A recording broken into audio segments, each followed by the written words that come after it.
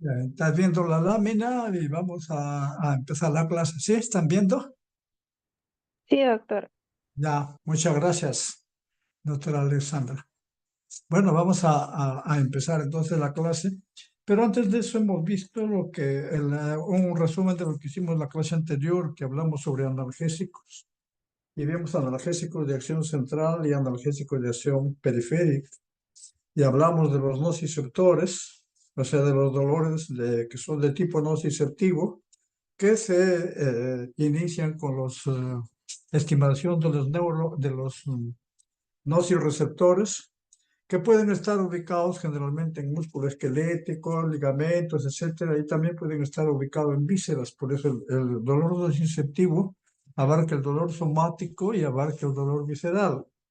Entonces, pero todos ellos tienen esto, liberación de generalmente de prostaglandinas y otros elementos que se transforman mediante la transducción, se transforman en impulso doloroso y llegan hasta el tálamo y de ahí tálamo a la corteza.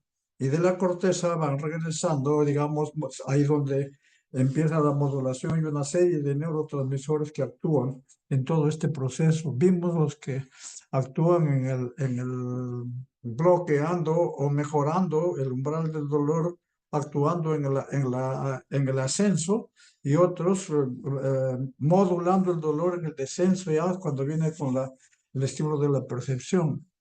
Y entonces, en ese caso, hemos visto que hay dolores de tipo nociceptivo, hay dolores de tipo neuropático. Los dolores de tipo neuropático no inician en los nociceptores, generalmente se inicia o en el nervio o en las neuronas. Entonces, por lo tanto, y como ven, los mecanismos de acción de las neuronas generalmente son, o de los nervios, generalmente son a través de canales de sodio. Entonces, de ahí que es importante, o sea, uno de los medicamentos que se utiliza para dolor neuropático son los anestésicos locales, uno, y lo otro son los anticonvulsivantes, que son antiepilépticos, que son, por ejemplo, la carbamazepina, oxcarbamazepina, etcétera, y también son los inhibidores de recaptación de norepinefrina y epinefrina, los no selectivos. Entonces, eso es lo que hemos visto para dolor neuropático. Para dolor nociceptivo hemos visto los dolores, hay dolor leve, que es normalmente de leve a moderado, donde actúan los AINES, y el dolor moderado, donde actúan los opioides moderados, y el dolor severo, donde actúan los opioides severos, los opioides fuertes, digamos, como la morfina, el fentanilo, hidromorfona, etc. Después hemos visto que los efectos colaterales, los efectos terapéuticos de la morfina son de los efectos de la morfina son uno, analgesia, euforia, y una de las reacciones adversas es depresión del sistema, del centro respiratorio. Y eso hay que tener mucho en cuenta para no dar dosis muy altas. Y por otro lado, teniendo en cuenta que la morfina se elimina por vía renal. Entonces es importante tener en cuenta esas características para ajustar dosis o no dar en pacientes que tienen compromiso renal porque se incrementa. Y además no dar con otros depresores del sistema nervioso central porque pueden incrementar la depresión respiratoria. Por otro lado, vimos que también los opioides producen vómitos porque desencadenan la liberación de dopamina a través de la zona accesoria del bulbo. Por otro lado, también vemos que tienen ciertos efectos anticolinérgicos porque disminuyen el peristaltismo intestinal, producen retención urinaria y también, bueno, y también poco bajan la presión arterial. Entonces, con esto ahora hemos visto que dentro, otro de los analgésicos centrales que no son a opioides, son la paracetamol. Y hay que tener mucho cuidado con el uso del paracetamol, sobre todo en los pacientes que tienen cirrosis o tienen desnutrición o no tienen cantidades suficientes de glutatión para poder realizar su metabolismo. Entonces, del paracetamol. Lo más regular, o sea, con un punto de corte, a un paciente la seguridad del paracetamol es menos de 2 gramos a menos. diario en adulto. En niños no tengo la dosis. En no dar más de 2 gramos en adulto cuando tienen problemas de tipo alcohólico, tienen problemas de tipo, pero en alcoholismo yo no le daría, porque lo que hace el alcohol, el alcoholismo crónico es un potente inductor enzimático y lo que hace es incrementar el metabolismo del paracetamol y produce metabolitos tóxicos. Y como no tiene buena cantidad de glutatión, va a producir toxicidad hepática y es una toxicidad muy severa. Entonces, en alcohólicos yo preferiblemente es una línea, no dar, algunos dan, pero no salvo que se le dé una sola dosis, pero no más de 2 gramos y nada más. Lo otro es ya por encima de 4 gramos hay. Y ahora, ¿qué hacer cuando hay una intoxicación por paracetamol? No tienen glutatión, pero entonces se da un sustituto que es la N-acetilcisteína. Cuando hay depresión respiratoria, ¿qué hay que hacer? Se da un antagonista de los receptores Mu, que es la naloxona. Bueno, con esto ya hemos visto que para dolor neuropático, sí, ya hay dolor neuropático, ya hay dolor por sensibilización de neuronas a nivel central, que en este caso se dan los antidepresivos tricíclicos no selectivos, pero de ambos, porque hay los antidepresivos tricíclicos uno y los antidepresivos que son inhibidores no selectivos, pero que no tienen efecto anticolinérgico ni antiadrenérgico, que son la duloxetina. Y también los gabérgicos, que se da también la gabapentina, la pregabalina, que se da para dolor neuropático. La carbamazepina como anticonvulsivante. Bueno, ahora entonces vamos a ver ya lo que son los antiepilépticos. La epilepsia es todo un síndrome que generalmente dicen anticonvulsivos. Los otros, generalmente, la literatura, la más parte denomina antiepilepsia porque la convulsión es más están orientadas a problemas de tipo motor y la epilepsia no es exclusivamente con compromiso motor. ¿Y dónde reside el compromiso? Generalmente son descargas, son descargas paroxísticas de neuronas, cargas eléctricas, descargas anormales, que pueden ser localizadas o pueden ser generalizadas. Entonces, es lo que vamos a ver ahora. Vamos a... ¿Cuáles son los objetivos de la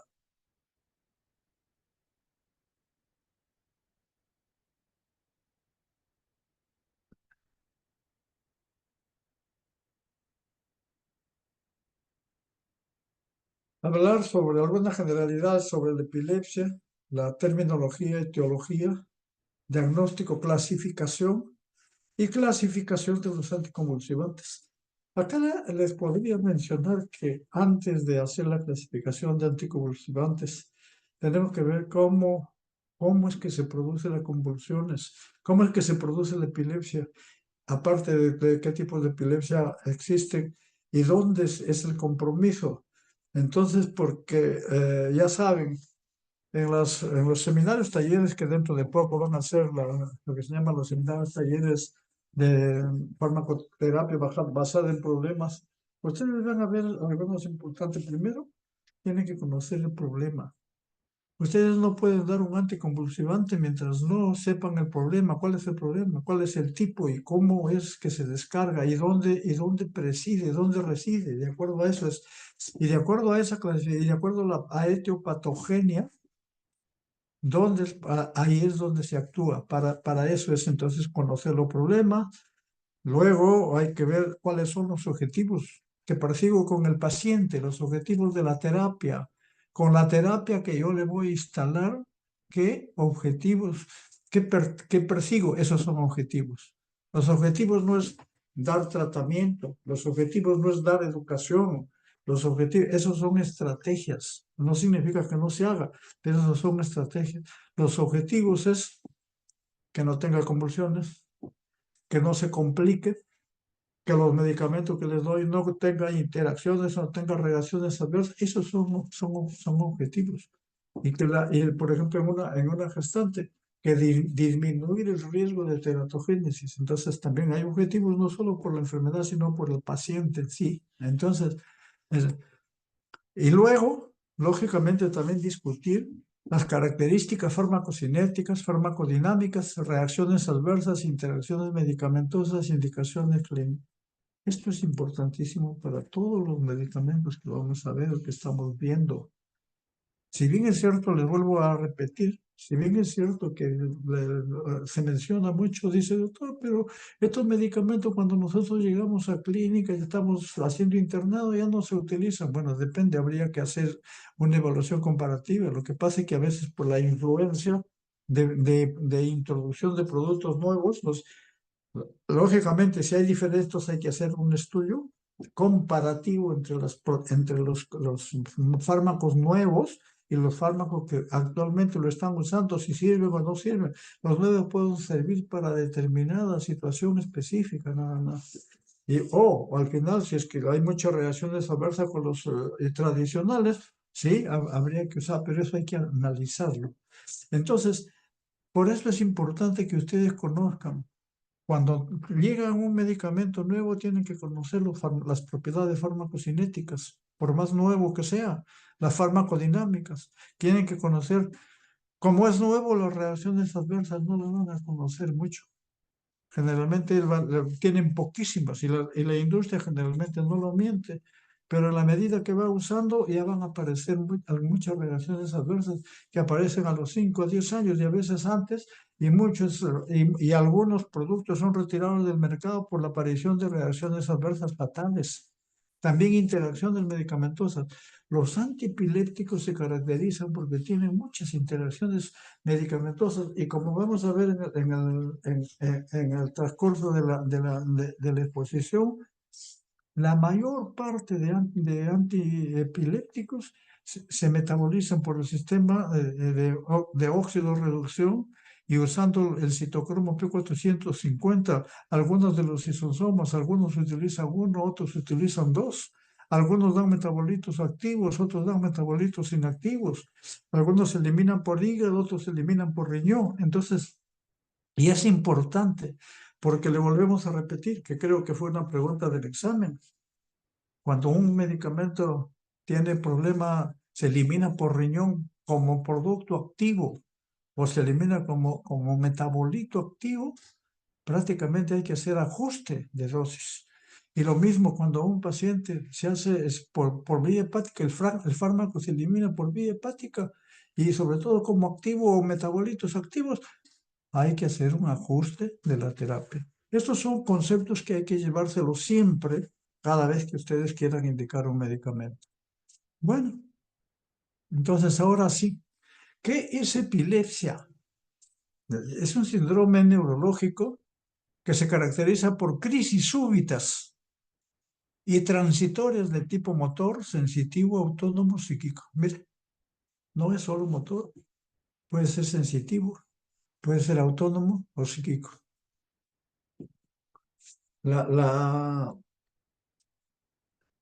El cuadro de epilepsia es muy frecuente. A nivel mundial hay 50 millones, a nivel mundial aproximadamente, y en Latinoamérica 5 millones. Pero el 60% están sin diagnóstico, muchos pacientes están sin diagnóstico.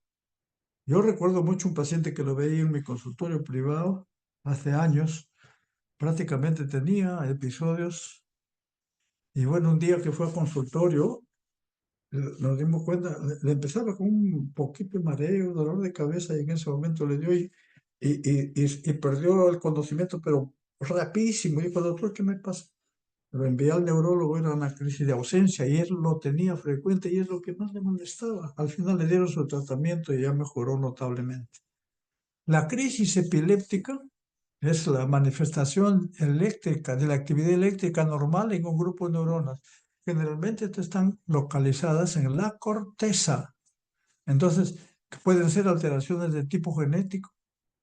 Por ejemplo, los pacientes que tienen entre hasta 20 años de edad pueden tener las epilepsias tónico-clónicas generalizadas, que es la epilepsia que es idiopática, generalmente son hereditarias. Pueden ser metabólicas, por ejemplo, la hiponatremia, que produce muchos fármacos, que a veces no lo tenemos en cuenta. Lo que pasa es que no son muy frecuentes. Muchos fármacos que producen, sobre todo los antidepresivos, los antipsicóticos, pueden presentar, no siempre. Después vamos a ver acá uno de los dos anticonvulsivantes, también la carbamazepina puede producir hiponatremia y eso puede dar convulsiones en este caso. Infecciones, la toxoplasmosis, la tuberculosis, etcétera, etcétera, la criptococosis pueden dar convulsiones. Y maligno, bueno, los linfomas, etcétera, y farmacológico por algunos medicamentos también que afectan sistemas de neurotransmisores, receptores o canales iónicos, o sea, afecta o a nivel del sistema de neurotransmisión, a nivel de los receptores, o a nivel de los receptores y a nivel de los canales también que modifican el equilibrio. Y acá es algo muy importante. Siempre hay un equilibrio entre factores excitadores y los factores inhibidores. Inhibidores. ¿Cuáles son los factores excitadores?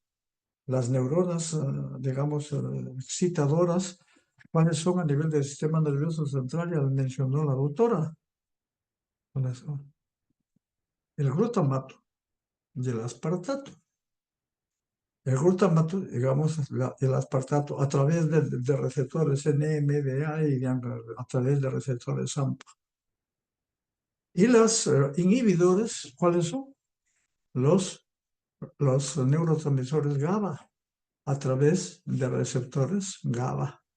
Entonces significa que hay un equilibrio entre el glutamato, bueno, los neuronos, toda la vía del glutamato, todo el complejo, y el GABérgico.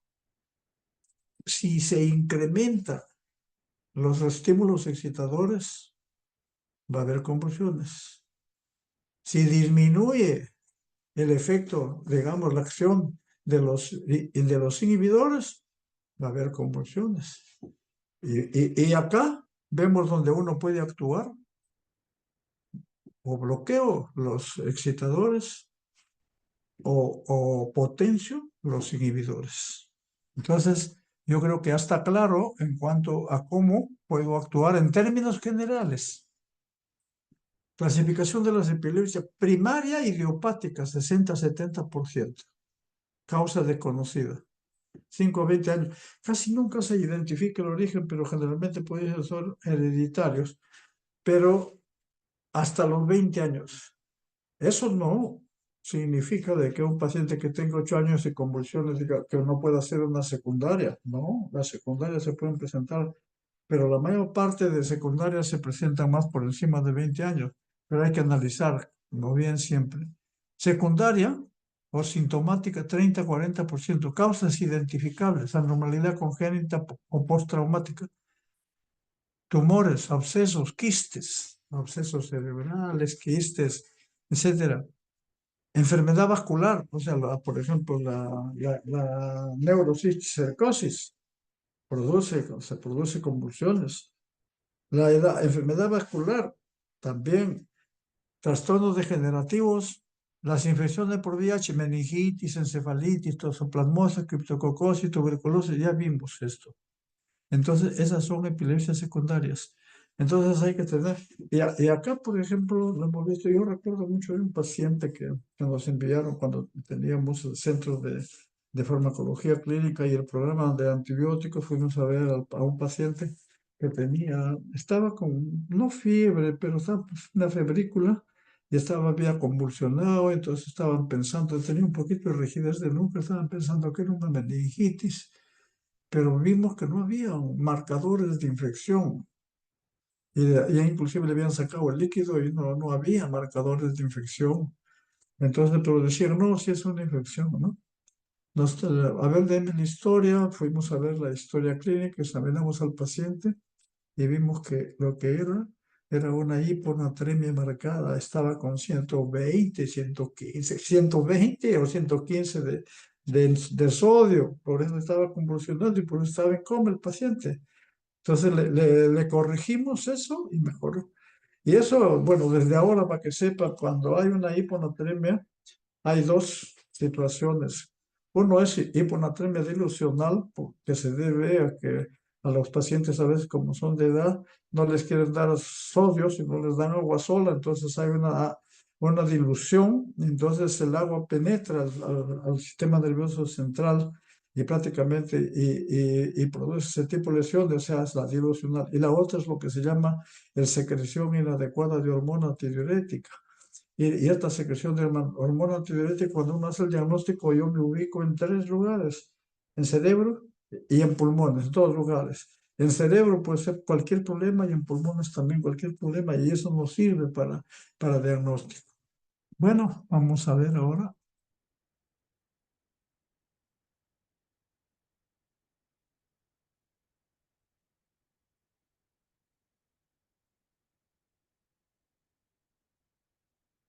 Ahora vemos la clasificación de las convulsiones. Tiene acá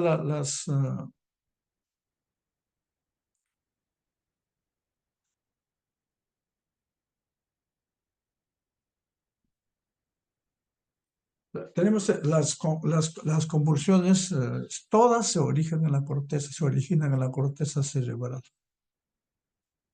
como tálamo, no, el sistema nervioso central. No en otras estructuras, solamente en la corteza todos.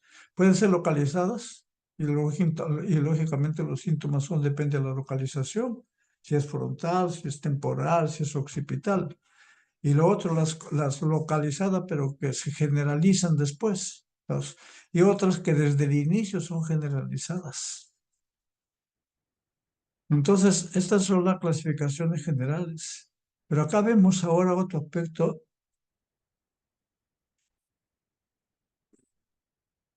las crisis parciales, crisis complejas también, y parciales tónico-clónica generalizada, que hemos visto acá son, desde el punto de vista, no lo voy a leer esto, sino desde el punto de vista parcial simple se localiza en una hora, en una zona, por ejemplo, la corteza motora, y lógicamente se expresa por problemas motores en el lado contralateral.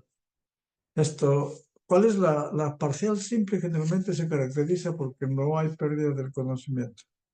Entonces simplemente hay problemas, dice eso, prácticamente. Entonces las complejas, la psicomotora, ahí hay en ese pérdida del conocimiento que dura hasta 2 minutos. Hay agitaciones de mano.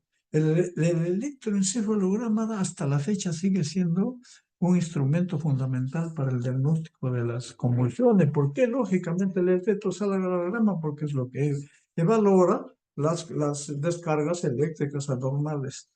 Y las tónico-clónicas generalizadas, la evolución hasta convulsiones tónico-clónicas, hay pérdida del conocimiento. Acá es pérdida de conocimiento solo segundos o minutos y acá es simplemente sin pérdida del conocimiento. Por otro lado, tiene las convulsiones generalizadas. Estas son las parciales. Las generalizadas, estamos viendo algunos aspectos, digamos, en forma general, porque ya cuando lleven neurología y ahí vean, lógicamente ellos se van a extender mucho más. Lo que pasa es que nosotros tenemos que tener conocimiento para poder hacer, poder describir los fármacos que se utilizan para el tratamiento del síndrome epiléptico. Crisis de ausencia, pérdida del conocimiento, aunado a mirada fija, dura 30 segundos. Varios focos de inicio en el electrocefalograma. Las convulsiones mioclónicas son espasmos infantiles, generalmente. Contracción muscular aproximadamente dura 1 segundo de tipo choque eléctrico. Se caracteriza por presentar varios focos también. Convulsiones tónico-clónicas, similar a las convulsiones parciales, pero no van precedidas por convulsión parcial. En el electro vista varios focos. Acá hay varios focos, en este caso hay un solo foco. Ya hemos mencionado que hay los que intervienen los sistemas neurotransmisores que intervienen en la etiología de las crisis. Disminución de la actividad de mecanismos inhibitorios, principalmente GABAérgicos, ya mencionamos, o sobreactivación de mecanismos excitatorios, principalmente a través de receptores NMDA, NM-metilaspartato. Ambos pertenecen a la familia de receptores ionóforos. que aumenta la conductancia por respectivamente al cloro, y acá tiene cloro y potasio. Entonces, los receptores GABAérgicos que vamos a ver en la próxima clase, prácticamente cuando hablemos de ansiolíticos, prácticamente dan entrada al cloro y sale el potasio que produce hiperpolarización. Los antipilépticos modifican la actividad de canales iónicos porque incrementan la acción GABA o antagonizan glutamato. Entonces acá actúan, estos generalmente ambos actúan a través de receptores ionóforos. Y lógicamente los ionóforos, los efectos casi son, al momento que llegan al lugar de acción, son casi de inmediato. Prácticamente son o canales de sodio, canales de cloro, etcétera, etcétera. Entonces, el mecanismo celular en la generación de convulsiones tenemos en la excitación, ingreso de corrientes de sodio, calcio, y los neurotransmisores son el glutamato y el aspartato. Esto es fundamental para la excitación. O sea, esto es para conocer qué mecanismos pasan aparte de los receptores, etcétera, es el ingreso de sodio o ingreso de calcio. Y los neurotransmisores, glutamato y aspartato. Y en la inhibición también es iónico, ingreso de cloro y egreso de corrientes de potasio. Neurotransmisor GABA. Esto es importantísimo que sepa. ¿Qué cambios funcionales existe acá, aumento de la concentración de glutamato? Por eso que hay esto, como mencionaba, los excitatorios. Disminución de la concentración de GABA, que son inhibitorios. Bueno, si aumenta esto y disminuye GABA, eso es lo que sucede en convulsiones. Aumento de la sensibilidad de los receptores, que actúan, donde actúa el glutamato. Los receptores de MDA, de repente no hay mucho glutamato, pero los receptores son sensibles. Y ustedes saben que esto hemos visto cuando hemos hablado en la segunda clase de farmacodinámica, que los receptores tienen una característica que se llama sensibilidad, especificidad y selectividad. Sensibilidad es la cantidad que necesita para producir el efecto. Entonces, si son más sensibles, utilizan menos efecto. Y ojo, la sensibilidad varía con la edad y también varía con las patologías. Hay patologías donde los receptores son muy sensibles. Entonces acá, aumento de la sensibilidad a los receptores NMDA o disminución de la sensibilidad de los receptores GABA. Estos son los cambios funcionales. Pero como ya hemos visto en la lámina anterior, ¿qué pasa? Aumento del ingreso de calcio. Porque esto hemos visto acá, que hay calcio y sodio, y acá el otro es cloro y potasio. Aumento del calcio intracelular o disminución del calcio intracelular. Aumento del potasio extracelular como consecuencia de la despolarización sostenida y de un funcionamiento inadecuado de la glía. Esto es lo que pasa, los cambios funcionales que existen, digamos, lógica por la excitación o por la inhibición de GABA. Entonces acá tenemos las neuronas, la neurona, la presináptica y la postsináptica, acá. Y lógicamente tenemos por un lado las neuronas excitadoras y por otro lado tenemos las neuronas inhibidoras. Y por otro lado tenemos los canales de sodio y también por otro lado tenemos los canales de calcio. Entonces el glutamato, que es un neurotransmisor excitatorio, actúa a través de receptores NMDA. Y hemos dicho que son receptores ionóforos donde ingresa calcio y ingresa sodio. Por el ingreso de calcio ingresa de sodio. Y por eso tiene su actividad a este nivel.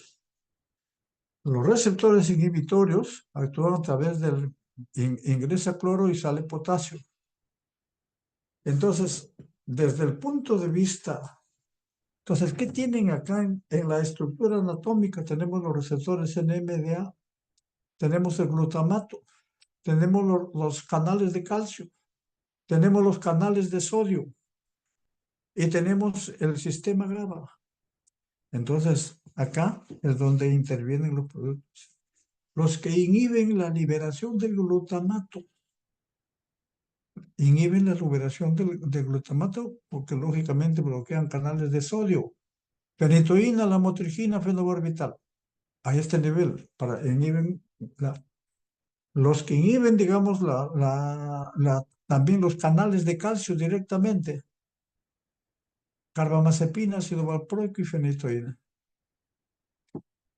Los que inhiben los receptores, que son, o sea, los antagonistas de estos receptores NMDA, son el felbamato y el ácido valproico. Y el topiramato. Estos son los inhibidores de los receptores de NMDA. Estas láminas son bien interesantes y a mí me gustaría que lo analicen y lo aprendan, porque acá es donde uno tiene que saber, si uno conoce la etiopatogenia de las convulsiones, uno tiene que actuar a ese nivel. Y todas las actualizaciones justamente son por conocimiento de este tipo de imágenes o de este tipo de esquemas. Entonces tiene los inhibidores de los NMDA, felbamato, ácido valproico, topiramato. Los antagonistas de calcio, la etosuximida y el ácido valproico. Los agonistas GABA, pero acá en la postsináptica tienen las benzodiazepinas y el fenobarbital. Y acá los GABA miméticos, o sea, que son benzodiazepina, barbitúricos, vigabatrin, tiagabina y gabapentina, que vamos a ver luego. Y los que son bloqueadores de canales de sodio, carbamazepina, ácido valproico, fenitoína. Y acá tenemos ya el sistema GABA. Entonces este es el postsináptico donde actúan los canales de cloro. Entonces acá vemos los GABA miméticos a este nivel. Pero acá vemos cómo se forma GABA. Los que intervienen en la utilización el precursor del glutamato para la formación de GABA es la GABA. Pero la GABA se metaboliza por una transaminasa, GABA transaminasa. Y también la GABA se recapta. Y hay una recaptación de GABA. Entonces hay una recaptación igual que cuando hemos visto en el sistema adrenérgico a nivel periférico. Entonces, damos los GABA miméticos, los que son agonistas de los receptores, que son las benzodiazepinas, los barbitúricos, o incrementamos la acción de GABA. ¿Cómo incrementamos? Mejorando la utilización con gabapentina o inhibiendo la GABA transaminasa para incrementar la producción o inhibiendo la recaptación de GABA. Entonces, estos son, y los que inhiben la recaptación son la tiagabina. Los que inhiben el metabolismo, o sea, inhiben las transaminasas, la GABA transaminasa, el vigabatrin. Ahora sí, vamos a ver ahora la bienera. Entonces, en ese contexto ya podemos ver los fármacos que afectan los canales de sodio dependientes de voltaje son fenitoína, carbamazepina, lamotrigina, locosamida, topiramato y rufinamida. Los que afectan las corrientes de calcio son, o sea, los de tipo T, la etosuximida disminuye la corriente de calcio de tipo T en las neuronas talámicas, que se reducen más a medida que los potenciales de membrana se vuelven más hiperpolarizados. La gabapentina, o sea, bueno, etosuximida, bloqueador de canales de calcio, bloqueadores de tipo T. La gabapentina y la pregabalina, hay una subunidad auxiliar alfa-2 delta de un canal de calcio. Entonces, dependiente voltaje, que puede inhibir las corrientes de calcio hacia el interior y atenuar la liberación de neurotransmisores. Entonces, disminuye la liberación de neurotransmisores al inhibir las corrientes de calcio al interior de la célula, pero actúan en una subunidad que es alfa-2 delta de los canales de calcio. Ahora, los otros, a que afecta la actividad gabérgica. Acá es cómo se forma La GABA, ya lo van a leer ustedes, fármacos anticonvulsivos que aumentan el suministro de GABA. El Vigabatrin aumenta la concentración de GABA, reduciendo el metabolismo de la GABA transaminasa. Por otro, reduce la recaptación, la tiagabina, y aumenta la producción de GABA, la gabapentina. Entonces, las benzodiazepinas se unen al receptor GABA y facilitan la unión de GABA de unión al receptor. La acción inhibitoria de GABA se magnifica porque las benzodiazepinas aumentan la permeabilidad al cloro. El fenobarbital también se une al receptor GABA, ¿no? Los fármacos que afectan los receptores de glutamato generalmente son los ionotrópicos y algunos hay también metabotrópicos que al final son con iones, pero a través de un segundo mensajero que son unidos a la proteína G. Hay dos receptores ionotrópicos de glutamato, que es el DN-metil-D-aspartato, el DMDA, y el ácido amino 3-hidroximetilo-propiónico, el AMPA, que generan un papel que desempeñan un papel muy importante en la propagación de convulsiones. El parampanel es un antagonista del receptor de glucamato tipo AMPA, no competitivo. El felbanato y topiramato actúan en parte a través del antagonismo de NMDA, creo que esto es lo que más se utiliza para convulsiones.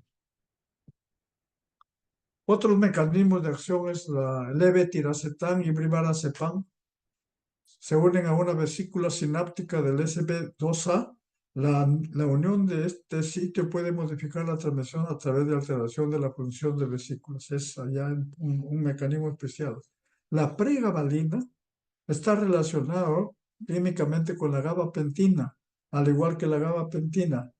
Entonces, se une a la subunidad alfa 2 del delta de los canales de calcio y modula las corrientes de calcio. Eso ya lo vimos. Los canales de calcio tienen la subunidad 2 alfa 2 delta. La pregabalina también modula la liberación de varios neurotransmisores, incluidos el glutamato, la noradrenalina y la sustancia P. Esta es una de las razones por las cuales la gabapentina y la pregabalina, al parecer hay estudios un poquito más contundentes, se utilizan no solo como anticonvulsivante, sino también se utilizan como para dolor neuropático. Por esta razón.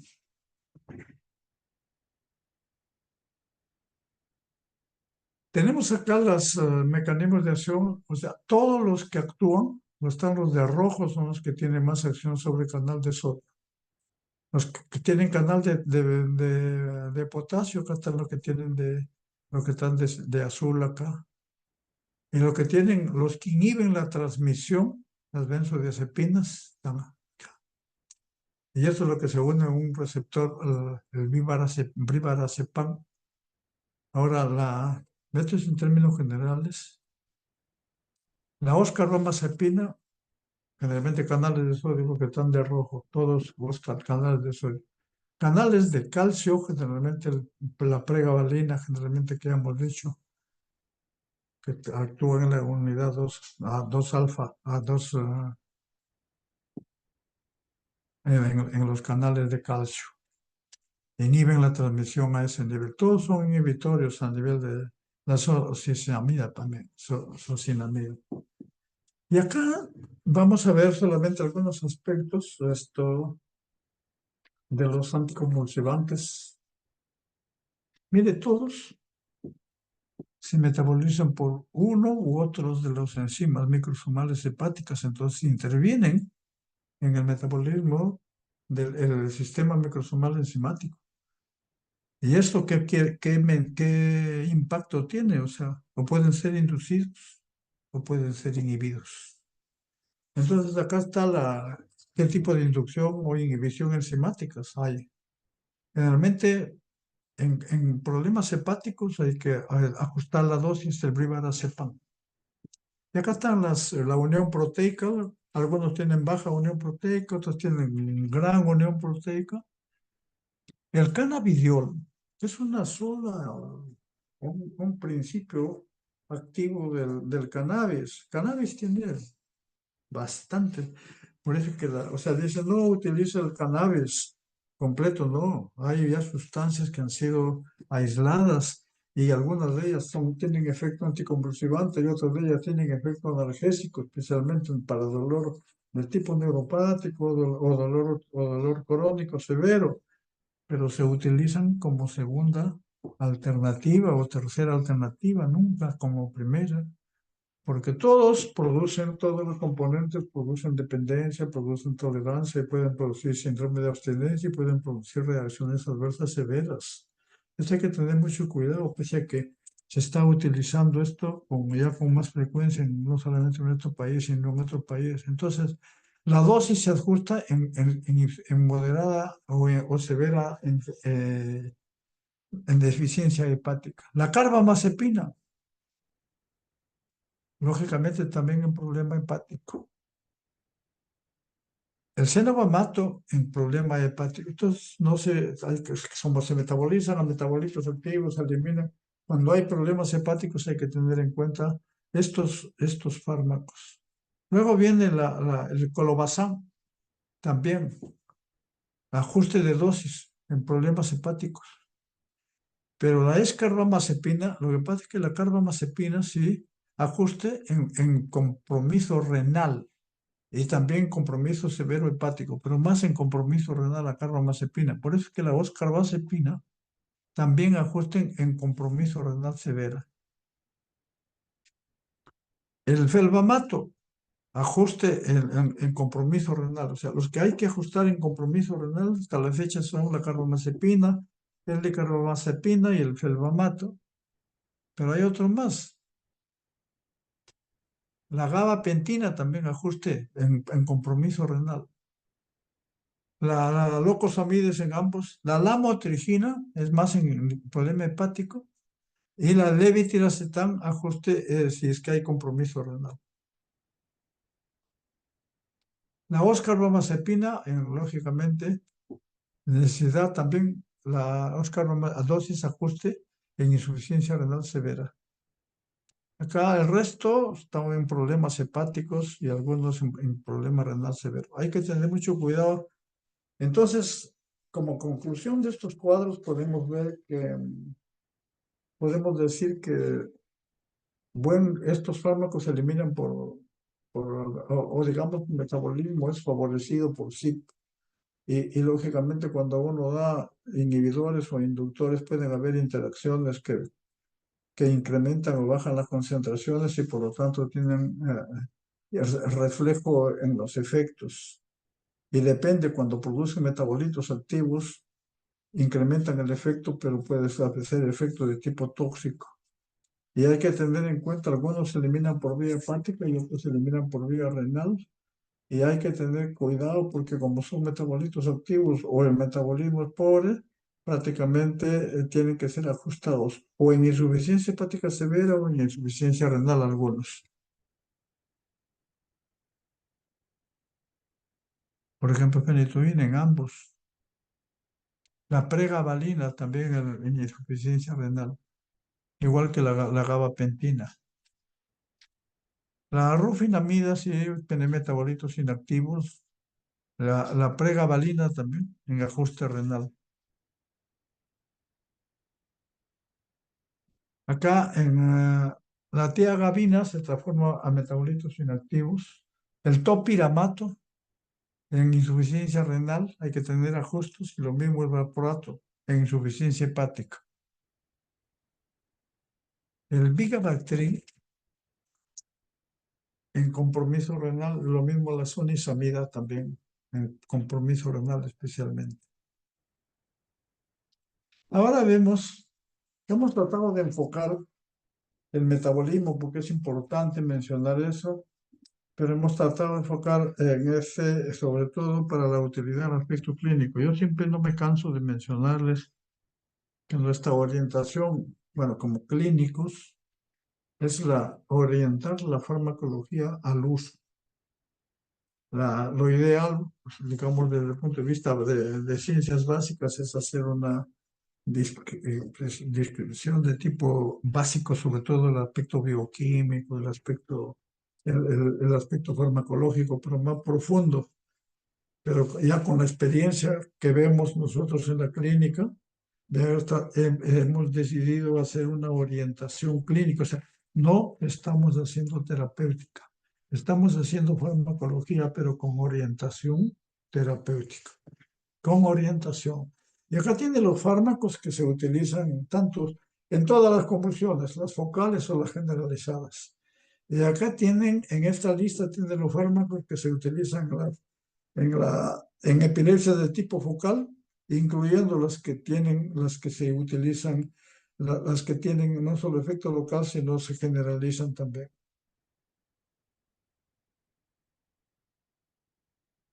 Luego tenemos acá tanto las benzodiazepinas, hemos visto que son agonistas de GABA. Las benzodiazepinas son agonistas de GABA y que potencian el efecto inhibitorio. Dentro de las benzodiazepinas tienen efecto, que vamos a ver en la próxima clase. Las benzodiazepinas tienen efecto sedante, tienen efecto ansiolítico, tienen efecto sedante, tienen efecto hipnótico, tienen efecto anticonvulsivante y tienen efecto relajante muscular y tienen efecto, entre comillas, preanestésico. Entonces, sin embargo, casi todas las benzodiazepinas tienen todos los efectos, pero como siempre hemos visto en fármacos, ya algunos tienen más efecto ansiolítico, otros tienen más efecto hipnótico y otros tienen más efecto, digamos, tienen más efecto anticonvulsivante. Entonces es importante tener en cuenta eso. Pero al final las benzodiazepinas son fármacos de margen terapéutico amplio. Sin embargo, cuando usted lo asocia con otros depresores del sistema nervioso central, pueden haber no un sinergismo de sumación, sino un sinergismo de potenciación y pueden tener problemas serios como es depresión del sistema respiratorio a nivel central. Entonces tiene las benzodiazepinas que se utilizan, por ejemplo, el lorazepam y el diazepam, por diferentes vías. Pueden haber por vía rectal, vía nasal, y el midazolam son como de medicación en ataques repetidos o estados epilépticos. ¿Verdad? Pero hay un aspecto que hay que tener en cuenta. Cuando ustedes ven un paciente con un problema de convulsión, que esté convulsionando en ese momento, o esté tendido en la calle, lo que hay que ver como primera opción no es necesariamente, lógicamente hay que darle su si es que tiene, y si no tiene, que en este momento, por eso es necesario andar con su coche, su coche de emergencia, en su maletín. Actualmente ya, o diazepam por vía venosa, o clonazepam por vía venosa, o, digamos, o por vía, ahora hay supositorios, o hay gotas nasales, porque por vía oral no puede. El paciente, el paciente está en coma o está convulsionando. Y lógicamente cuando convulsione puede tener problemas respiratorios agudos y puede tener problemas de compromiso de vida. Entonces primero hay que garantizar que el paciente esté respirando bien. Lo primero que se hace es se levanta el mentón y si el paciente tiende a morderse la lengua, al morderse la lengua va a jalar y va a obstruir también la tráquea y puede tener asfixia. Entonces, ¿qué hacer? No le va a decir abra la boca, no lo va a abrir porque no lo escucha o no lo percibe. Entonces hay una maniobra que se llama la articulación, una presión de la articulación temporomaxilar fuerte y al imprimir va a abrir la boca y usted le pone un pañuelo y evita y le coloca. Eso es lo primero que hay que hacer en esos casos. Luego, entonces, acá viene el clonazepam, que se utiliza para epilepsias generalizadas, ausencias o crisis mioclónicas, cualquiera de ellas. En esa crisis se puede utilizar el clonazepam. Y estas son las dosis, tanto para adultos como para niños. Y el diazepam en estado epiléptico y convulsiones febriles, estas son las dosis. El problema, esto se utiliza solo para problemas de urgencia, digamos. para el estado, para las convulsiones. Pero el uso de los anticonvulsivantes generalmente son para... El uso de anticonvulsivante generalmente es para prevenir las convulsiones posteriores que pueden haber. Entonces, de inmediato usted lo trata el episodio y luego hay que darle un anticonvulsivante en forma ya para prevenir.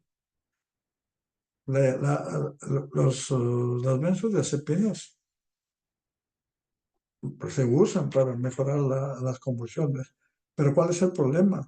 Producen dependencia, tolerancia, síndrome de retiro.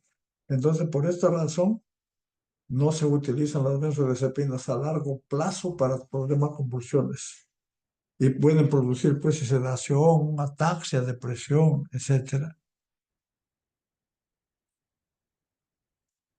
La carbamazepina son inhibidores de canales de sodio, pero también aparte en convulsiones focales y generalizadas, también se utiliza en el síndrome bipolar y también se utiliza en el síndrome maníaco depresivo de la enfermedad, o sea, la manía del síndrome maníaco depresivo y en dolor crónico. O sea, la carbamazepina tiene varias funciones como antiepiléptico, como antipsicótico, tratamiento de síndrome bipolar, como analgésico para dolor neuropático, síndrome neuralgia y trigémino, y también en el problema hepático, el problema psicógeno o psíquico, manía, tratamiento profiláctico, enfermedad maníaco-depresiva.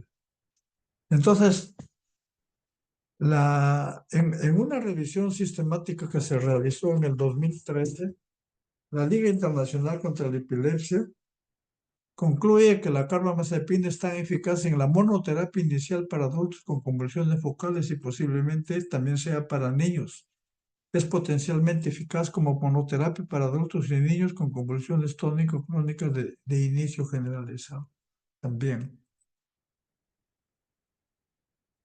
La fenitoína y la fosfofenitoína también son inhibidores de canales de sodio. La fosfofenitoína es un profármaco de la fenitoína. ¿Cuál es la ventaja de un profármaco? ¿Y cuál es y cuál no? O sea, cuando yo doy un fármaco, por ejemplo, vamos a ver cuando hablemos de antibióticos, tengo que dar, a veces los fármacos por vía oral tienen una biodisponibilidad baja porque tienen un fenómeno del primer paso elevado. Y como tienen una biodisponibilidad baja, llegan en concentraciones, bajas concentraciones a sangre, porque tienen por su biodisponibilidad baja. Pero cuando usted tiene un profármaco, en el hígado generalmente se transforma en fármaco. Entonces ya la dosis ya no tiene que ser tan alta. Y más bien las concentraciones que alcanza del producto activo es alta. Esa es la ventaja de estos. Fenitoína y fosfofenitoína. La fosfofenitoína es un profármaco de la fenitoína. Se utiliza segunda línea para pacientes con convulsiones mixtas, mioclónicas y tónico-clónicas. La primidona, que se convierte en dos metabolitos, fenobarbital y la fenilmetilmalonamida, el PEMA. PEMA puede mejorar la actividad del fenobarbital. La primidona está indicada en convulsiones focales, convulsiones generalizadas, todo lo que hemos visto ya, carbamazepina, fenitoína.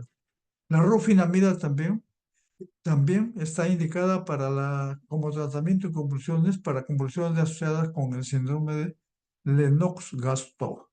Este síndrome se presenta generalmente en niños y se caracteriza porque tiene convulsiones de todo tipo, convulsiones múltiples, de todo tipo. Ese es el síndrome de Lennox-Gastaut. Y ahí tienen pues la primidona. El clobazam, ya hemos mencionado, como terapia complementaria en pacientes de 2 años o más con síndrome de Lennox-Gastaut. El clobazam, de acuerdo a una revisión sistemática, era potencialmente efectivo como monoterapia para niños con convulsiones focales. El clobazam para convulsiones mioclónicas y atónicas. Y también se utiliza en el clobazam porque en el tratamiento de las ausencias la primera línea es la etrosucimida. Y luego, si no responde, se utiliza el clobazam también.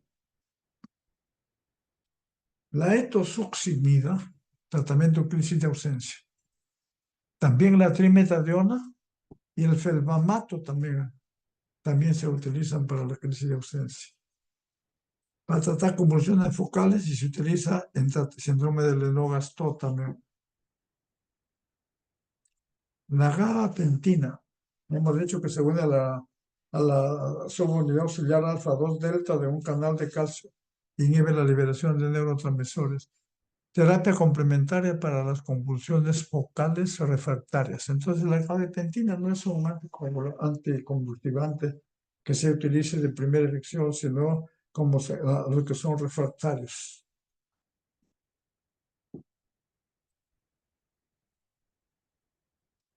El fenobarbital, lógicamente, el fenobarbital es una benzodiazepina que se une al receptor de GABA-A, mejorando el efecto de GABA. Se utiliza para el tratamiento de convulsiones generalizadas y focales. Lógicamente, la utilidad es un poquito limitada porque hay problemas sedantes, efectos sedantes. Y hemos dicho que la pregabalina une a una unidad alfa 2 delta, igual que la gabapentina, de los canales de calcio, dependiente voltaje, y modula las corrientes de calcio. Entonces, la pregabalina relacionado con la gabapentina. La pregabalina también modula la liberación de varios neurotransmisores, incluyendo glutamato, noradrenalina y sustancia P. O sea, modula la liberación de varios, incluyendo no solamente lo del problema lo del calcio actuando a nivel de ese nivel, sino también inhibiendo la liberación de varios neurotransmisores, glutamato, noradrenalina y sustancia P. Entonces, por esta razón, la pregabalina y la gabapentina se están utilizando también en dolor del tipo neuropático. Se utiliza como en convulsiones focales. La tiagabina, que es un inhibidor de la recaptación de catecolaminas complementario para convulsiones focales. Estos los inhibidores, no los bloqueadores, digamos, de receptores, no los inhibidores, los bloqueadores indirectos. Topiramato tiene mecanismos de acción bloquea canales de sodio dependientes de voltaje. Mejora la actividad de GABA en un sitio no benzodiazepina. Las indicaciones, aprobado para monoterapia y para niños mayores de 10 años para convulsiones tónico-clónicas generalizadas. Valproato. El valproato aumenta la concentración de GABA en el cerebro a dosis clínicamente relevantes. Es un fármaco anticonvulsivo que se usa solo y en combinación para el tratamiento de convulsiones generalizadas y focales. En epilepsia generalizada, pero también es eficaz en casos de ausencia, pero se tolera menos que la etosuximida. O sea, la primera elección es la etosuximida. Después hemos visto que también se utiliza la pregabalina. Vamos a ver luego esto ya en... Ahora las indicaciones, generalmente acá, en epilepsia parcial focal, se utilizan los fármacos de primera línea, la motrigina, levetiracetam, topiramato, carbamazepina. En epilepsia generalizada, primaria generalizada, o sea, desde el inicio, o sea, no focal generalizada, levetiracetam, topiramato. Epilepsia generalizada secundaria, es la primera línea, la motrigina y levetiracetam. Y en las ausencias, epilepsia generalmente, esto sucimida, ácido valproico y la motrigine son las primeras. Los que tienen convulsiones de primera línea es el ácido valproico, pero los que no tienen convulsiones es la etosuximida, la lamotrigina y ácido valproico. Luego tenemos también los síndromes mioclónicos. Los fármacos de primera línea son ácido valproico y levetiracetam. Y en el caso de convulsiones con ausencia o convulsión generalizada, los fármacos son ácido valproico, lamotrigina y levetiracetam.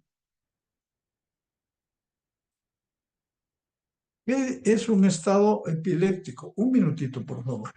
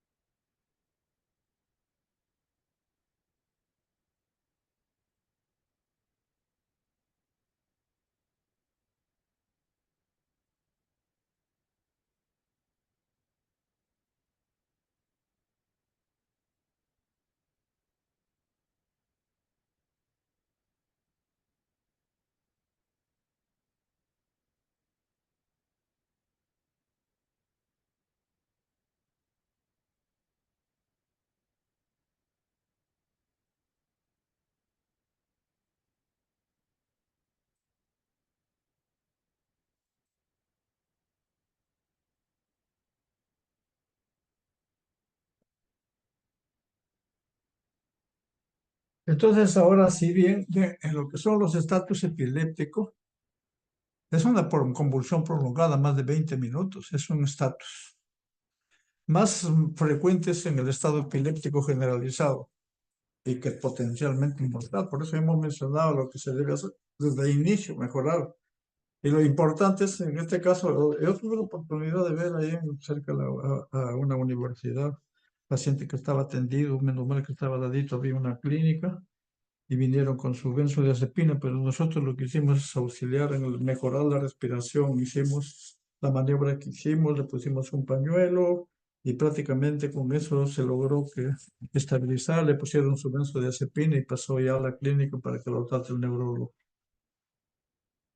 Los tratamientos de primera línea son las benzodiazepinas que hemos visto, el clozapam, el clozapam, el lorazepam, el clonazepam, disculpe, el diazepam. El tratamiento con un antiepiléptico no benzodiazepínico también se recomienda en prevenir la recurrencia. Se utilizan a veces los barbitúricos. Fenobarbital se utiliza en casos severos también y la fenitoína. Actualmente utilizan más la fosfofenitoína. Lógicamente, la fosfofenitoína tiene un mejor perfil farmacocinético que la fenitoína. Pero ojo, no se olviden que la fenitoína, aparte de eso, tiene un estado de equilibrio. Es un fármaco que tiene una farmacocinética de tipo cero. Entonces no se le puede dar en cantidades altas porque produce toxicidad. Entonces, la fenitoína, antes, para usar la fenitoína por vía endovenosa, generalmente tiene que hacerse monitorizando a nivel cardiovascular, especialmente porque puede producir problemas de arritmias, algo así. Entonces, o en emergencia o en cuidados intensivos. Entonces, la fenitoína por vía inyectable a nivel ambulatorio no es recomendable porque podrían haber problemas, aunque ya actualmente con las dosis que se dan, no. Pero de todas maneras es necesario observarlo o administrarlo a nivel. Las dosis acá de diazepam, lorazepam y de fenitoína, que se da por vía endovenosa, se da en infusión.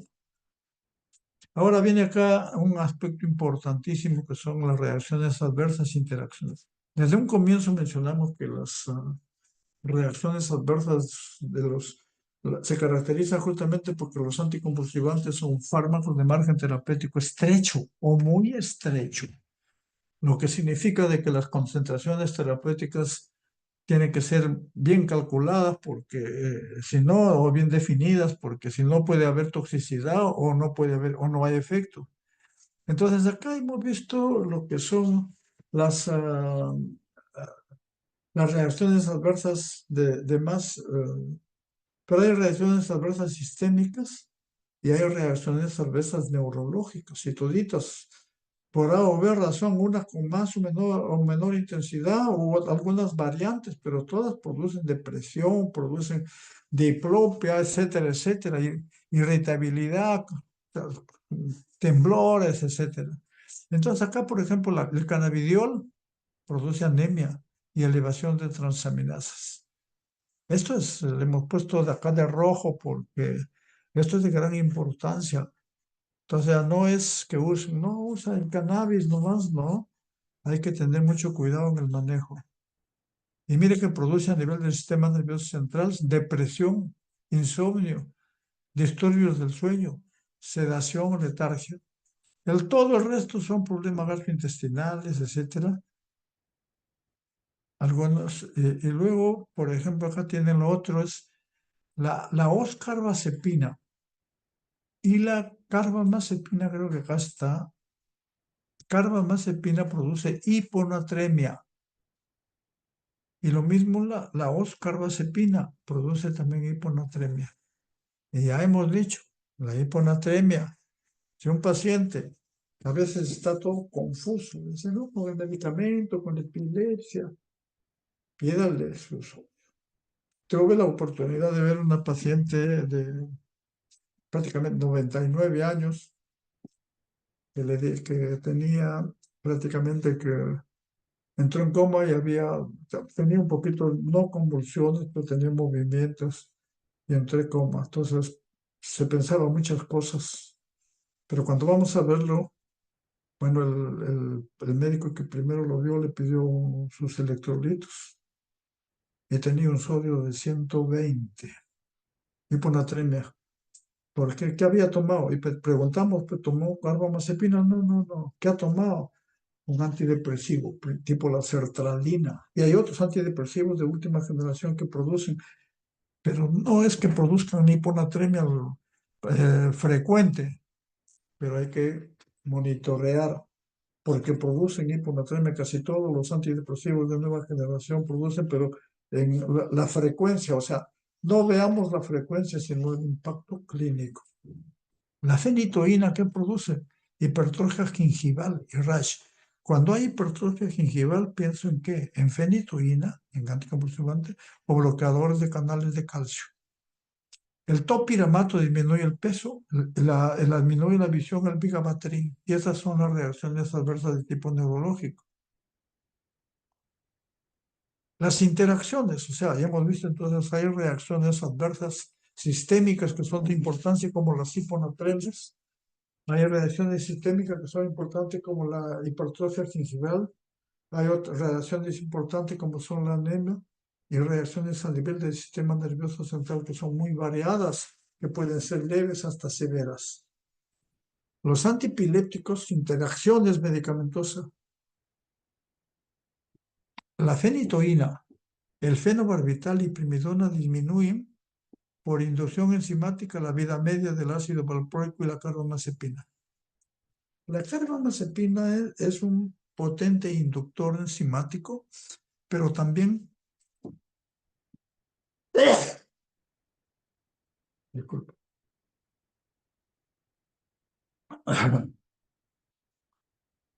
pero también es un autoinductor. ¿Qué significa esto? Cuando yo le doy carbamazepina, como hemos mencionado en un momento, es conveniente, es muy conveniente hacerle monitoreo sérico a los pacientes que reciben anticonvulsivantes. Entonces, yo le doy carbamazepina y mejora, pero como es un autoinductor, al poco tiempo, a los 15, 20 días, va a bajar sus concentraciones. Entonces tengo que hacerle motivo sérico, porque si no, para prevenir, no va a ser que convulsione por eso. Es un autoimpulso. El fenobarbital, estos son inductores enzimáticos. El ácido valproico es el único que es inhibidor enzimático. Pero como vemos, la fenitoína, ferrobutal, primidona, por inducción enzimática disminuyen las concentraciones, o sea,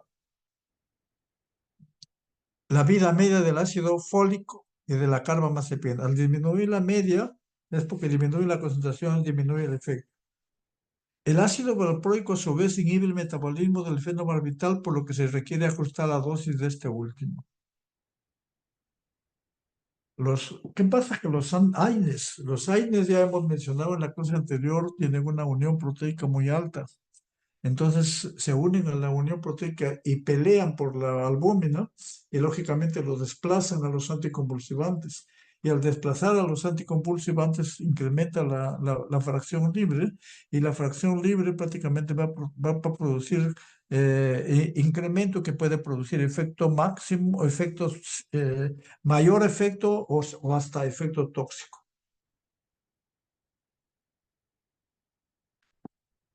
Hemos dicho que la fenitoína, fenobarbital y primidona disminuyen la concentración de los anticonceptivos orales y de fármacos digitálicos. O sea, si yo doy un antiepiléptico y luego a una paciente, pues la paciente dice, no, yo no quiero salir en estado, doctor, pero soy epiléptica. Ah, pero le dan anticonceptivos.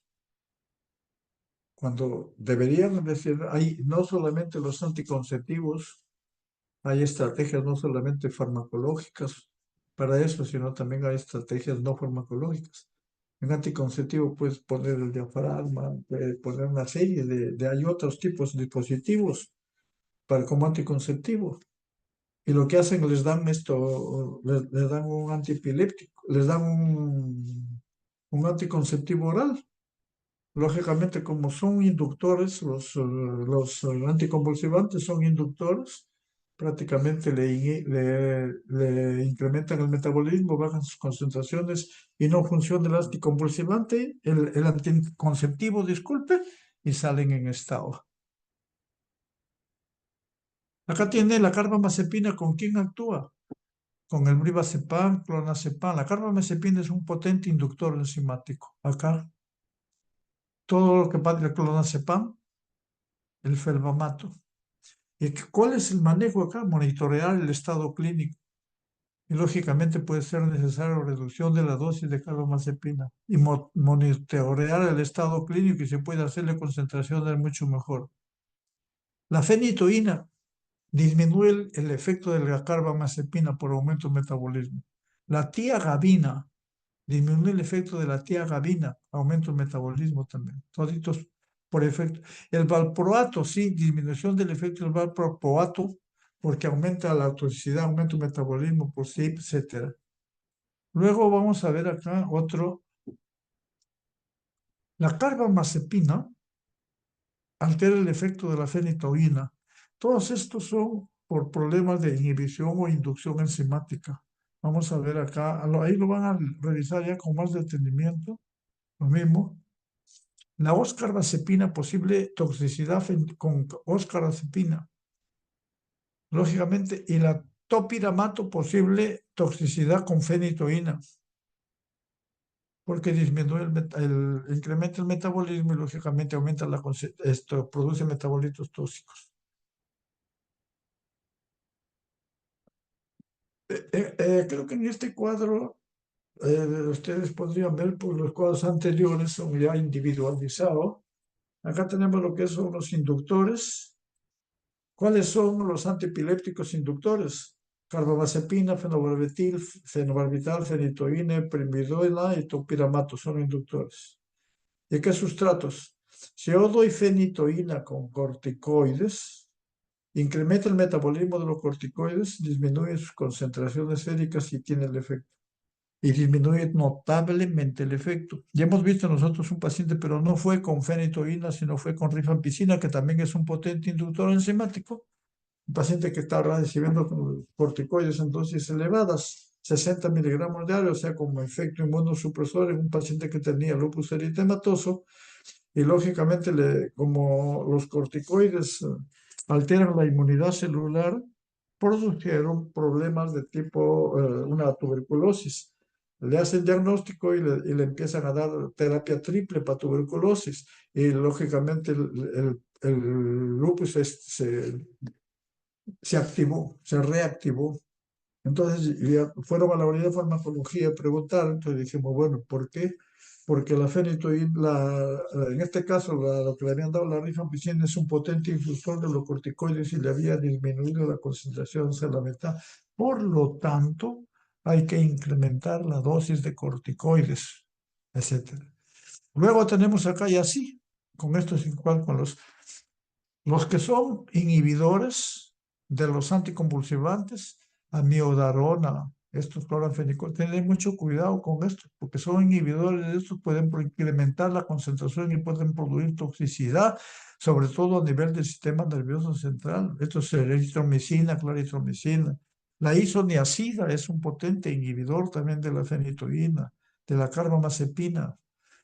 El metronidazol también es un potente inhibidor de la fenitoína. Entonces, dar metronidazol, isoniazida, cimetidina en un paciente que está tomando fenitoína, y tener mucho cuidado, hay que tomarles concentraciones séricas, porque hemos dicho la fenitoína, además que tiene esto, tiene el metabolismo, lo llaman cero, farmacocinética de tipo cero, puede incrementar concentración y puede elevar a tener reacciones adversas a nivel del sistema nervioso central cero. El valproato, que es inhibidor de la lamotrigina. Lógico, el valproato es el único de los anticonvulsivantes que son, casi el único que son inhibidores del sistema enzimático. Y ahora vemos ya lo que es epilepsia y embarazo. Vamos a ver acá. Se debe considerar la acción teratogénica de los fármacos epilépticos.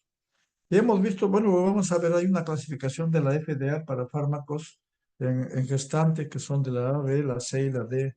Generalmente la C es la que hay que tener en cuenta, que hay estudios que, digamos, en animales de experimentación que producen efectos teratogénicos, pero no hay estudios en humanos.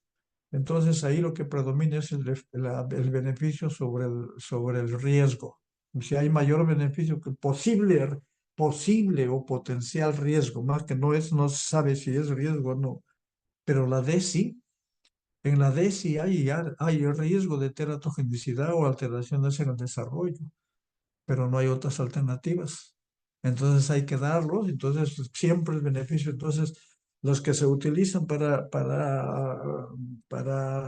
gestación son, o sea, los medicamentos que tengan menos riesgo, digamos, y posibilidad de daño fetal o hipoxia de visoacris. Ahora, si no les da anticonvulsivantes, va a haber daño fetal también porque hay hipoxia por convulsiones de la mamá. Entonces, una vez producido el embarazo, se debe continuarse con los fármacos que controlan la crisis. ¿Cuál es la razón? Si yo le cambio, prácticamente, si no le doy tratamiento, prácticamente el paciente va a convulsionar y va a tener problemas el feto. Los antipilépticos, digamos, hay generalmente los riesgos asociados a la epilepsia durante el embarazo.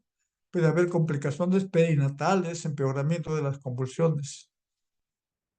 Pero hay que tener mucho cuidado en el efecto adverso de los fármacos antiepilépticos y en el feto y en el desarrollo posterior. Lo que hacen para minimizar estos riesgos, hay que hacer intervenciones antes y durante el embarazo. Uno de ellos es pues la epilepsia no es una contraindicación para el embarazo. Hay que hacer es importante la suplementación con ácido fólico y hay que educar bien al paciente, mencionar que cumpla su medicación y generalmente se utilizan las dosis mínimas efectivas y de fármaco y luego vamos a ver cuáles son los más tóxicos. El asesoramiento previo a la concepción debe incluir provisión de opciones para otras formas de anticoncepción efectivas, especialmente pacientes con un inductor de enzimas microsomales. El diagnóstico es la necesidad de transmisión deben evaluarse antes de la concepción. El riesgo de convulsiones recurrentes varía según el síndrome de epilepsia y específico y otros factores. Y ahora, acá este es lo que es de gran impacto. Ácido valproico, carbamazepina, fenitoína causan numerosas malformaciones congénitas. Esto ya está demostrado. Estos pertenecen a la categoría D de la FDA. Y otros, dentro de ellos, los que más producen son defectos del tubo neural, malformación de genitourinaria, cardiovasculares, motoras, entre otras.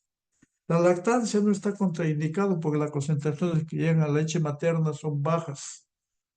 El niño nace con trastornos de coagulación que pueden ser revertidos por la administración de vitamina K y el ácido fólico hay que darlo en forma profiláctica desde el inicio en una paciente gestante. Generalmente se hace es para todos los pacientes para tener un buen desarrollo del tubo neural, es 1 miligramo diario, pero si la paciente está ya convulsionando o ha tenido antecedentes, se le da hasta entre 2 hasta 4 miligramos diarios de ácido fólico. El fenobarbital sí produce farmacodependencia en el recién nacido, por lo tanto, en un poco de somnolencia. Entonces, el fenobarbital sí no sería recomendable dar. Y acá tiene las categorías. La C, estudios animales han demostrado efecto, pero no hay estudios adecuados bien controlados en gestantes. Esto ya han demostrado, pero los beneficios del tratamiento superan. Y en la X definitivamente no hay que dar, porque pero acá tenemos los de categoría C, la lamotrigina, gabapentina, carbazepina, levetiracetam. Y estos todos son todos los de la categoría D. ¿Qué es lo que produce la fenitoína? Mire, problema cardiovascular, sistema nervioso central, y, defectos del septo ventricular. El fenobarbital, labio hendido unilateral. La carbamazepina, defecto del tubo neural, defecto del septo interventricular. Carbamazepina, fenitoína, son bravos.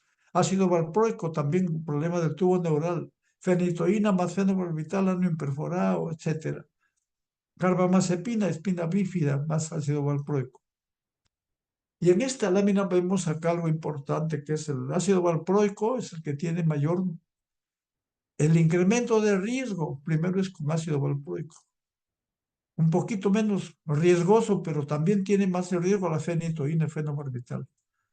Las carbamazepina es un riesgo moderado y la lamotrigina es leve riesgo. Y no solamente es un riesgo en problemas de teratogenicidad, que son problemas de estructura anatómica, sino en problemas de desarrollo, cuando ya están desarrollados los sistemas. Entonces, acá tenemos los antipilépticos, hemos visto cuáles son los inductores potentes, todos los inductores débiles y los no inductores, que no son no inductores. Para un antipiléptico, para planeamiento de en mujeres con epilepsia, monoterapia con lamotrigina y levetiracetam son preferibles como primera línea por tener abundantes datos consistentes de bajo riesgo estructural y riesgo teratogénico al desarrollo neurológico. O sea, por eso es el lamotrigina y levetiracetam son los que menos riesgo tienen. El valproato debe ser evitado en todas las situaciones, con rara excepción como última alternativa, cuando hay falla en el control de ataques epilépticos. Si fuera usado, debe hacerse con la dosis mínima terapéutica, si es que no hay. Cuando hay falla en otros, sí. Antiepilépticos con moderado riesgo, fenitoína, fenobarbital, topiramato. Con riesgo moderadamente elevado, carbamazepina, isocianacido. Con mínimo riesgo no elevado para malformaciones, la motrigina, levetiracetam. Y acá vemos suplementos de ácido fólico durante la preconcepción, el primer trimestre, 1 miligramo diario para todas las gestantes con potencial de tomar antiepilépticos durante la concepción y a través del embarazo. Para mujeres que toman carbamazepina o valproato o con antecedentes de partos anteriores de fetos con defecto tubo neural, dosis alta de 4 miligramos diarios de ácido fólico. Y acá tienen no solamente cuestión de mencionábamos antes que no solamente cuestión del fármaco, sino de la dosis, dar la dosis mínima efectiva, por ejemplo, que el valproato, con esta dosis tiene un porcentaje menor de reacciones adversas. El fenobarbital, en dosis alta, en dosis menor tiene menor reacciones. Y el que tiene menor son la lamotrigina, lógicamente. Es que tiene menos, con un poco más de dosis. O sea, también depende de la dosis, pero la dosis mínima efectiva. Y con esto estamos terminando.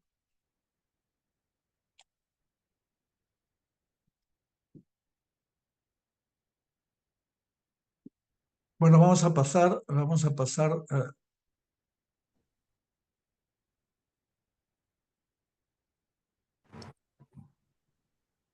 pasar lista.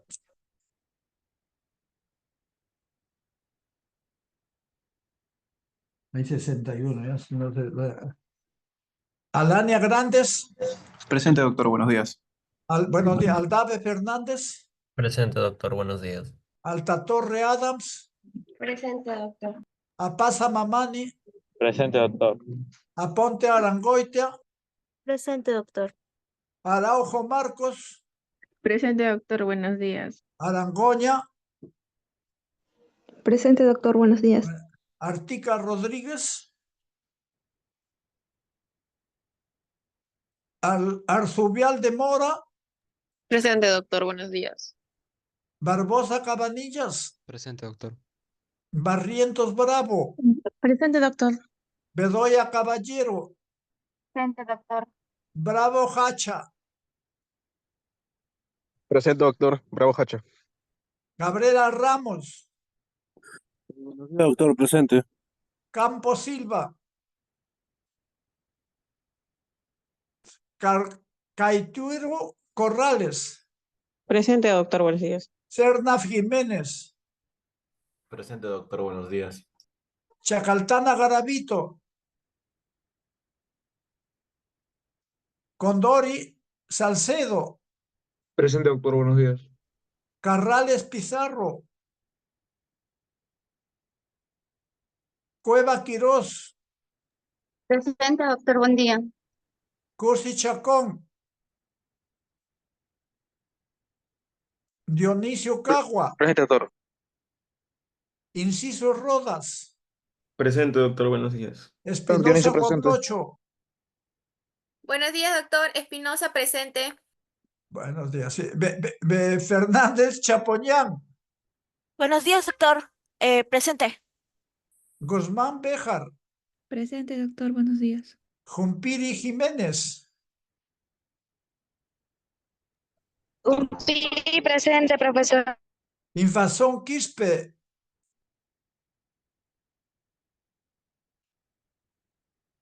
Javier Damián.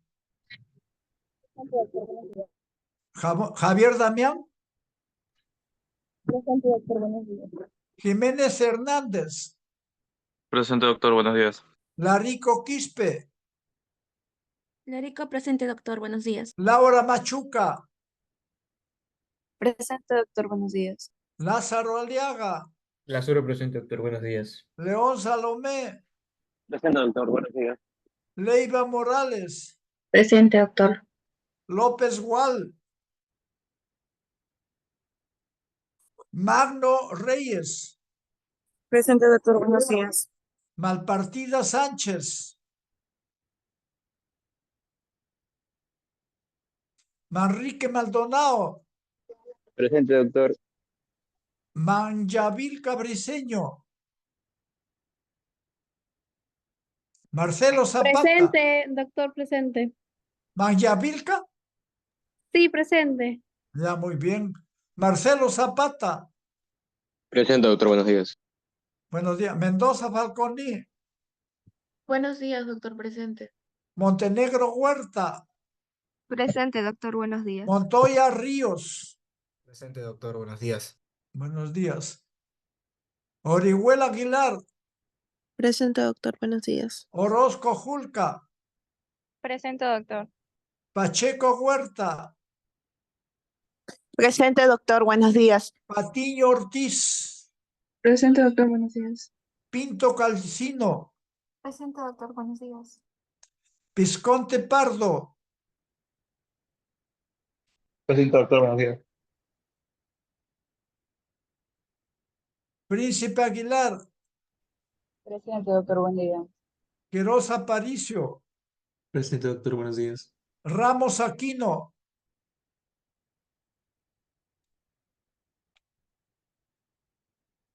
Reyes López. Presente, doctor. Buenos días. Sánchez Guamaní. Presente, doctor. Sánchez Tineo. Presente, doctor. Santisteban Valencia. Presente, doctor. Buenos días. Trujillo Clavijo. Buenos días, doctor. Presente. Valera Cueto. Vargas Machuca.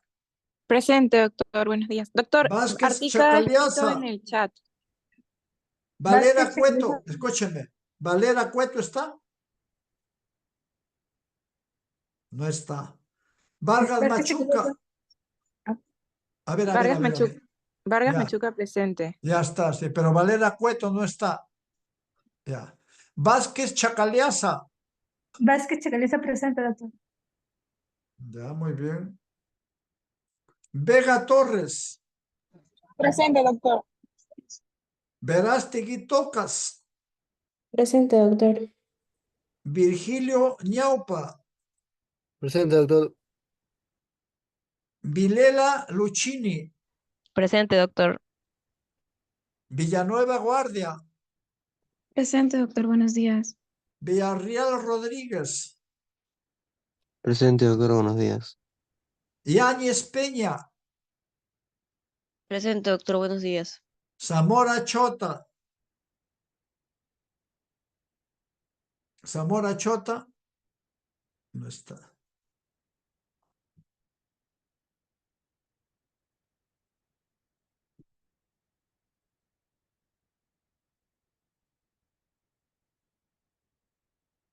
Bueno, vamos a ver ahora alguna pregunta. A ver los chat. Doctor. A ver, PC Edgar Cursi. Va, pero recién está llegando, 9:34. No, no, doctor, esto es la clase. Solo que no se activó el tiempo del celular. Claro, no, a ver, levante la mano. ¿Cómo es su apellido? Cusi Chacón, doctor, con C de casa. Ya, pero ¿qué pasó? No, recién está llegando. No, ¿O qué doctor, es que pasó? salí del departamento, estoy yendo para la universidad para el seminario que tenemos a las 10:30 con los chicos. Ya, pero ¿ha estado en clase? Sí, doctor, estuve desde la computadora, pero luego salí y me conecté desde el celular. Pues voy a ponerle tardanza, a ver, porque voy a ver. Ya, ¿quién más? Nada más. Doctor, Bueno, buenos ¿alguna días. pregunta, por favor? Doctor, una consulta. Sí, No me llamó Enzo Hidalgo, porque tal vez Hidalgo, no, si lo he llamado, sino que Hidalgo he llamado, pero voy a no verlo.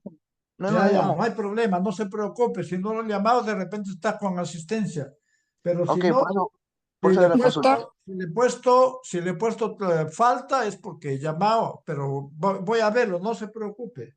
Ok, muchas ¿Ah? gracias. Ya, algo doctor, más. Sí, sí. doctor, disculpe. Ártica Rodríguez, le coloqué en el chat, no sé si me puso. Artica Rodríguez, ¿qué pasó? No pude activar, o sea, estaba en la laptop y en la laptop no puedo activar el micro, pero me conecté el celular para ahorita Voy hablarle. a ver, ya, pero ¿a qué horas ha llegado? Ah, desde la mañana, doctor. Ya, bueno, voy a ponerlo por ahora, pero no me estén engañando. Bueno, no sé si hay alguna Pero pregunta. una consulta. Me gustaría, ya ahora sí, preguntas sobre la clase. ¿La han comprendido? ¿No la han comprendido? Pero hemos tratado de hacer, digamos, una clase orientada a la clínica, que eso es lo que es importante. Bueno, si no hay, vamos a dar por terminada la reunión. Gracias por su asistencia. Yo lo voy a ver ahora esto. Antes de esto voy a ver las asistencias. A ver, voy de una vez a aprovechar esto.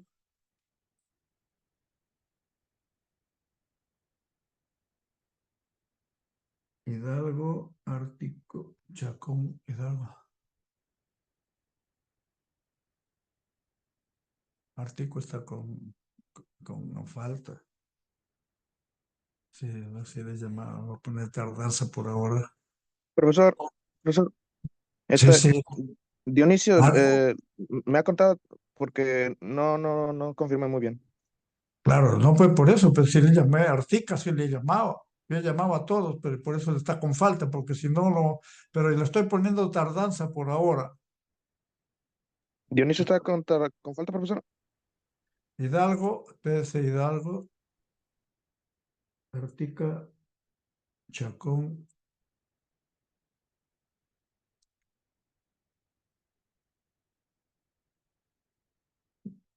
¿Dónde está? Cusi. Cusi Chacón también está con falta. O sea, no es que les haya. Discúlpenme con el debido respeto, están llegando. Por ahora le estoy poniendo tardanza, pero yo estoy llamando lista. Estoy llamando lista y estoy llamando, o sea, siempre me detengo. O sea, no es culpa mía. Yo les voy a poner tardanza por ahora, pero no, sí están con falta. Les voy a poner tardanza por ahora, pero la próxima ya no. Por favor, tienen que estar pendientes. Hidalgo sí está con asistencia. No hay ningún problema. Hidalgo López. Sí, sí, está con asistencia. Bueno, ahora sí vamos a actualizar.